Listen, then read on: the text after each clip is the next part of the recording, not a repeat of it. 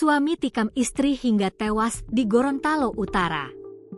Kasus penikaman mengguncang Desa Mebongo, Kecamatan Sumalata, Rabu, 3 September 2025, pukul 16 WITA.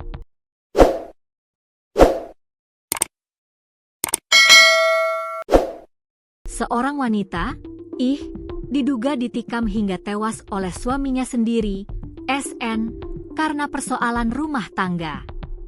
Berdasarkan informasi yang diterima, motif pembunuhan diduga kuat karena emosi. Kejadian berdarah ini terjadi di salah satu rumah makan. Kepala Desa Mebongo, Iksan Daud, saat dikonfirmasi membenarkan peristiwa tersebut. Itu benar, saat ini korban sementara di Puskesmas Sumalata dalam kondisi sudah meninggal, namun pelaku melarikan diri. Sampai saat ini belum ditemukan, ujar Iksan. Korban, dikonfirmasi telah meninggal dunia dan berada di Puskesmas Sumalata. Sementara itu, pelaku, SN, masih dalam pelarian dan dilakukan pengejaran oleh aparat kepolisian. Kapolsek Sumalata, Nur Wahid Kiai, menyatakan bahwa pihaknya telah menerima kasus ini. Sementara ditangani oleh pihak Polsek Sumalata, saat ini pelapor kita ambil keterangan, selanjutnya nanti akan kita informasikan perkembangannya, jelas Nur Wahid. Hingga berita ini diturunkan, proses olah TKP dan penyelidikan masih terus dilakukan untuk mengungkap kronologi pasti kejadian.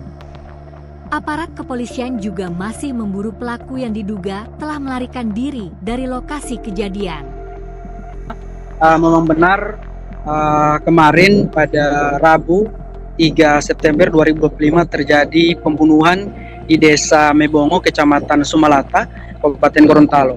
Yakni suami tega membunuh istrinya sendiri. Jadi kejadian tersebut terjadi di salah satu rumah makan yang ada di Desa Mebongo.